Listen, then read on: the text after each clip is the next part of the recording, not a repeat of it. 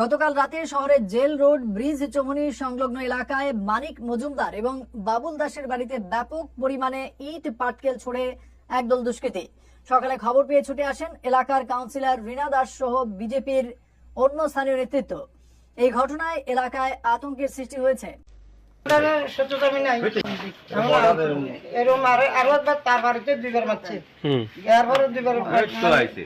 BJP government আছে এরপরে আপনার বিবারিশ ম্যাচ চাইছে কেটা ম্যাচ আমরা ফাটিয়ে নাই আমরা কই না তো যাও আচ্ছা গেল ওইটা।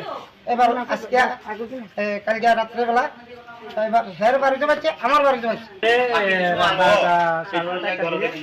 মারামারি আরম্ভ হয়েছে।